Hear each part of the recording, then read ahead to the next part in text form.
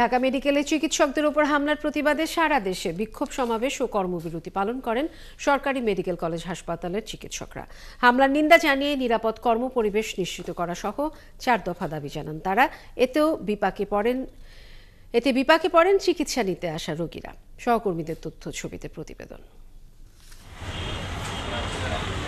দুপুরে Chittagong medical college হাসপাতালের প্রধান গেইটে দাঁড়িয়ে মানববন্ধন কর্মসূচি পালন করেন ইন্টার্ন চিকিৎসকরা।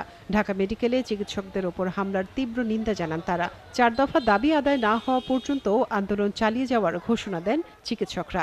এদিকে চিকিৎসকদের কর্মবিরতির কারণে মেডিকেলের ইমার্জেন্সি গেট বন্ধ থাকায় বিক্ষোভ করেন রোগীর স্বজনরা। হামলার প্রতিবাদ ও চিকিৎসকদের সুরক্ষার দাবিতে বিক্ষোভ সমাবেশ করেন ময়মনসিংহ মেডিকেল কলেজের শিক্ষার্থীরা। দুপুরে কলেজ ক্যাম্পাসে মিছিল বের করেন তারা। জরুরি বিভাগের গেট বন্ধ করে প্রতিবাদ কর্মসূচি পালন করেন রংপুর মেডিকেল কলেজের চিকিৎসকরা। আমরা যদি ঠিকভাবে আমাদের রোগীদেরকে সাহায্য করতে পারি তাহলে দেশ ভালো থাকবে। আমরা আমাদের নিরাপত্তা চাই। ডাক্তারদের নিরাপদ সুরক্ষা আইন একটা চালু করার দাবি ছিল, এটা এখনো হয়নি, এটা দ্রুত বাস্তবায়ন করতে হবে। আন্দোলনের কারণে রংপুর মেডিকেলে কোনো রোগী ভর্তি না হওয়ায় চরম ভোগান্তিতে পড়েন স্বজনরা।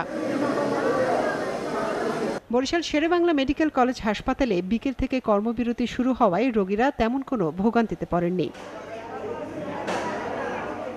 সিলেট ওসমানী মেডিকেল ও কলেজ হাসপাতালে আন্দোলনের মধ্যেও চলেছে চিকিৎসা সেবা। রোগীদের দুর্ভোগ এড়াতে সেবা চালিয়ে যান চিকিৎসকরা।